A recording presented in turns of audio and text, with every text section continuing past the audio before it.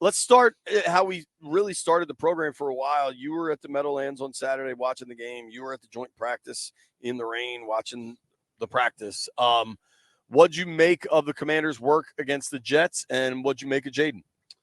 I mean, I don't think you could watch Jayden and think anything but he was very good and showed you both sides of what he can do, both with his legs and with his arm. I think, we're talking about 3 passes that he threw in the game, and, the first one was a little screen pass. I think he was a little overexcited in his first NFL game. Yeah, and didn't quite have the touch on it. But, man, that throw to Diami was incredible.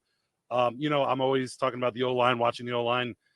I think that interior, that O-line played very well, both in the joint practice and then also in the game. And you can't have the penalties that Nick Allegretti had, in the false start. But at the same time, you look at the throw to Diami and how much room Jayden had to step up. And that's a very important part because, as much as you need good tackle play, when a quarterback gets pressure right up the middle, it gives them no chance to win. So at least they were giving him a little bit of a pocket and a chance to throw the ball. And then the other thing you have to take away from it is, there are 3 tackles on this roster that presumably seem like NFL caliber players, and all 3 of them are hurt right now.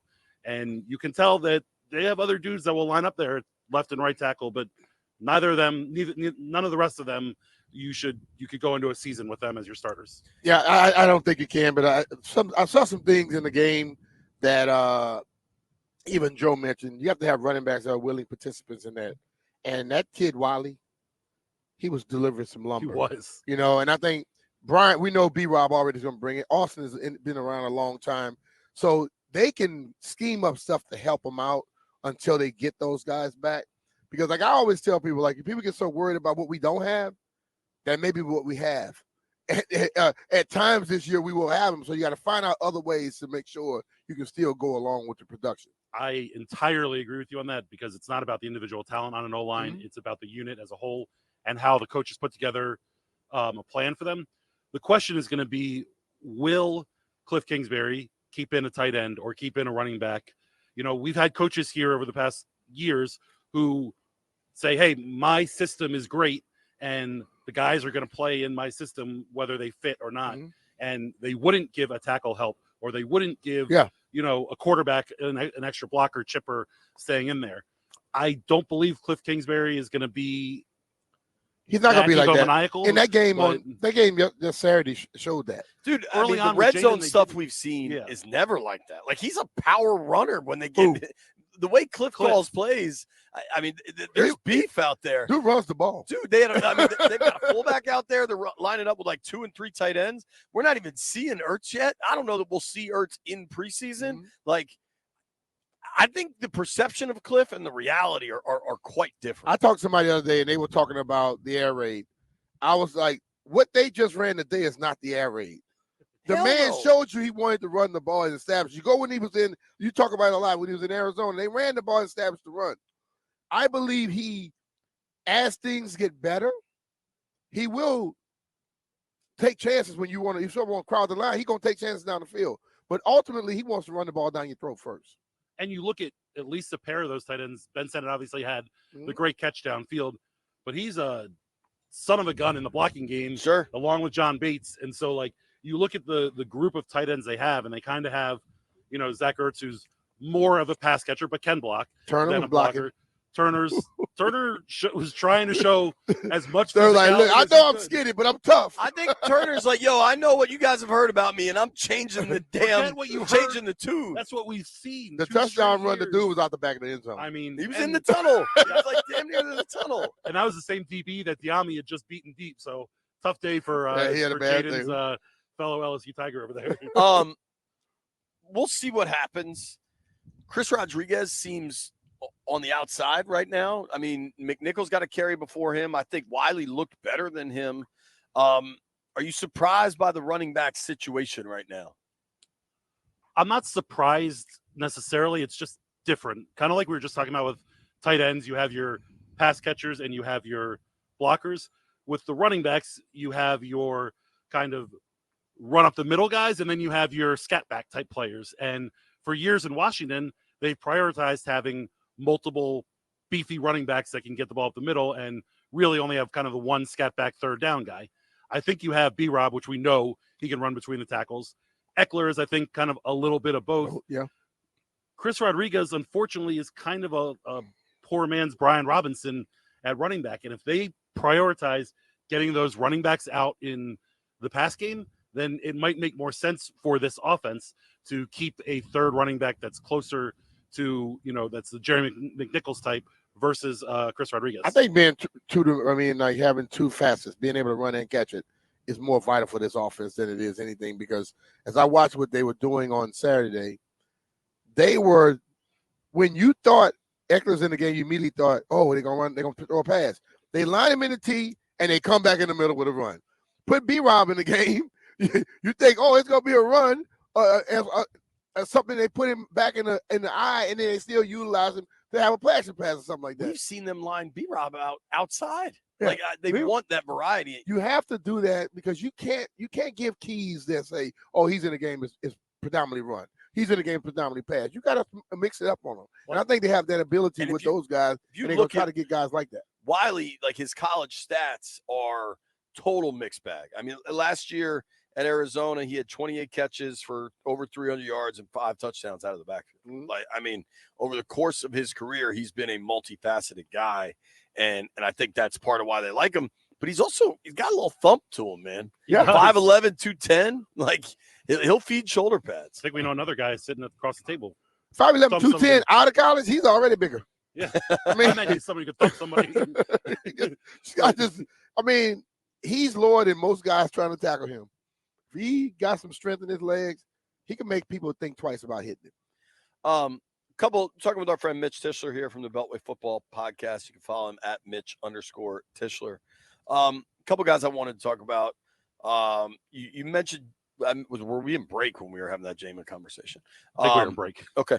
Jamin had a couple strong plays to start that game and then was still playing late in that game. What'd you make of that? Yeah, I mean, you had to like what you saw out of Jamin, especially early against Olu Fashanu. First round pick. Mm-hmm. Guys, Commanders fans probably know because he was one of the big names that was being buoyed around that they might trade back in the first round to pick. I mean, he might not start this season for the Jets, but inevitably he's going to be a longtime starter in the NFL, or at least seems to be. So you like the fact that he was able to go out and make a couple plays against a guy like that. To me, what was concerning was, as we got later in the game, we saw him pop up less and less. And if you are a, contributing NFL player, if you're a guy who's going to play on Sundays in the fourth quarter of the first preseason game, I want to see you pop. You should be beating the pants off of whoever's in front of you, because those guys, you love throwing that pause out there. When you drop one of them, just let it slide on by. No, but I'll say this to that, Mitch. In preseason, the guys that you're saying that about, they play one series. Okay? Absolutely. So what happened with Jamin when he was fresh and they were fresh, he was winning. Later on in that game, they kept bringing fresh guys in, although they have less talent. Dude wasn't fresh anymore. And I know people go, well, he got tired. First preseason game, nobody's ready for 4 quarters. You know what I mean? So he was at a disadvantage later in the game, but he kept fighting, and I think what they were trying to see with him, we're changing you for a different position. I want to see how long you're going to play. I see how much is in your tank. He's going to have to get in better football shape to be able to do it. But let's think about it. He's not going to be the starter. He won't play the whole game. He was given more in that game because they want to see how he handled it. And the one thing that he's done that I think they like, he's been willing to do it. A lot of guys, when you put him in that position, they going to complain. I saw other guys on the football field who seem like they're disinterested and they're pouting. And I think their time on the field playing is going to be limited because of the pouting. Are you going to name that player? No, not yet. But we put a pin in that conversation. Yeah, to the Jamin Davis point, though, I think if you zoom out, when you look at kind of general D-line roster construction, I like what Dan Quinn and Adam Peters and Joe Witt Jr. have put together here, because we've seen in years past they have the supposed first-round stud starters, but not really a lot of depth or guys that were even rotational. And we saw as games went on and as the season went on, they became less and less effective because they were getting beat up, they were tired, you know, all these different things. Maybe the top end of the DNs that they have out there right now isn't quite, don't quite have as high of a potential as some previous guys who have played here. But I think they have a lot more depth, and they're going to be able to keep those guys fresh later in the season, later in games. So potentially they'll be more effective. But with Tyrod Taylor at quarterback, who, you know, we know well, we've seen him play a number of times. I like the way that they rushed the quarterback. With all last year, we talked about, you know, rushing in concert and, you know, rushing together and playing together. One preseason game for 4 snaps, whatever it may be, like we saw guys doing that. And, you know, you don't allow the quarterbacks to get out from the pocket and make big plays with their legs. And that was a nice thing to see. Totally. Because Tyrod can't hurt you if you allow him to. I guess the Forbes conversation was also in break. Yeah. Forbes, similar to Jamin, looked strong early, was in the game a lot later, and Forbes got beat for a touchdown later.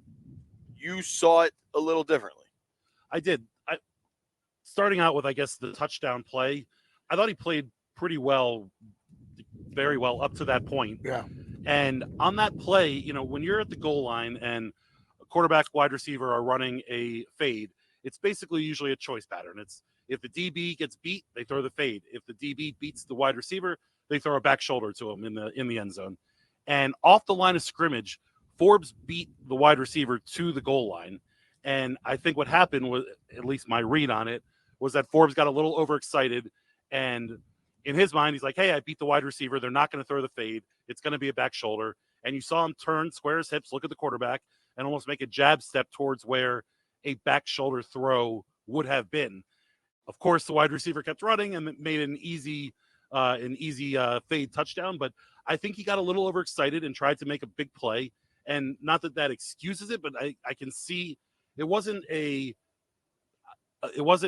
mistake for, you know, a mental mistake. It was a mistake of effort, which when we talked about the Cole Turner penalties, I was for a preseason game, I was okay with it because they were mistakes of effort. Yeah. And I think Forbes was trying to make a big play. It looked like he was trying to make a big play. Obviously, you know, once we get to the season, the result is the only thing that matters. But here in the preseason, as Forbes is working with this, you know, new coaching staff, I think the process matters. And I think I could see a little bit of that process there. I think he has to be careful, because I'm sure he's human. He's heard the whispers. He sees the things on social media, and he has to fight that I guess that lean towards, I gotta prove to him. You have to prove a damn thing to the people that's talking on social media. You better do everything that coach wants you to do, and stop trying to make the play. When you go out there intentionally trying to make big plays, you normally give up big plays. And the last thing he needs is that to consistently happen. Here's the thing. What's going to happen next week? On Thursday, Commanders are going to practice against the Miami Dolphins. Tyreek Hill. It was only last December. It was only last December we saw how that went, and it was ugly. Yeah. And I think it's a really good test for a not that rebuilt secondary. I mean, you've added Mike Davis, Jeremy Chin, Sammer still can make a big impact, but this is going to be a really good test. And we saw them when Garrett Wilson was out there, kind of carved them up. And that wasn't even with Aaron Rodgers. I think this week, because I don't know how Tyreek operates, but this second preseason game is typically as close as you get to a real game. I think we will see Tua. I think we will see Waddle. I think this is a legit week for us to get a much better grasp on what this defense is doing and what they're doing better. I think we can find out what they're doing better as a group. I think individually, no one person in the NFL, I don't care who it is, Sauce, anybody, is going to take Tyreek one-on-one. So if I'm not suggesting that. So I'm saying we'll learn overall. And what I hear Dan say all the time, I want to hear them before I see them. I want to hear the communication. I want to know that you know where you need to be. Last year against Miami, they didn't know where they needed to be. And I think if they are talking out and you have somebody in the picture, then that might be a little better than what it was last year. That dude can take the top off of it if you already lined up 30 yards deep. But also you have to look at the Dan Quinn, Joe Ed defenses that they played in Dallas. Like, Sure. they play a lot of man-to-man, single high, not a lot of help. And you look at the Forbes snaps from Saturday, and he was in man-to-man press coverage quite often, more often than anything else. And everyone is all excited about Deron Bland and Trayvon Diggs with the Cowboys. They had all the interceptions or whatever. Trayvon Diggs gave up he gave up a lot of touchdowns too. So it was real boom or bust over there. I'm not saying that Emanuel Forbes is going to be that guy, but I think in this defense there might be some boom or bust with the corners, and you just hope that it's not all bust. You know what can help out Emanuel Forbes and the cornerbacks a little bit better? Get a consistent pass rush. Sure. Yeah, okay, absolutely. If a quarterback has 4, 5, 6 seconds to throw the ball, no cornerback in the league is going to hold him all day. But if they can have that quarterback throwing sooner than he wants to, have to hold on and pull it down, then all of a sudden you'll see them. So it's hand in hand with that pass rush and the coverage. Tyreek last year in that game, 5 for 157 and 2 touchdowns. Yeah, and the first play was a touchdown. I know. It was like the. I think he had a $135 on 2 catches. It was easy. It was like a 60 and a 75. Yeah, it was easy. It was easy. So you'd like it if nothing else, just not to be easy. Mitchell is the kicker for week 1 on this team right now. I don't think so. I haven't thought so even since they signed Riley Patterson. He's an NFL kicker that's been there, done that. I think his NFL long is 53 yards. Anything over 40, his percentage starts going way down. He obviously had the miss on Saturday. He has a love-hate relationship with that right upright. I was even in practice. I watched it a lot too. In warm-ups, he had a triple doink. He had a right upright, left upright, crossbar, and then it doinked over from 40 some odd yards. I've seen him miss most of them right or hit the right upright. Triple threat, good in basketball. Triple doink, bad in football. But fun both ways. Thank you, big man. Appreciate it.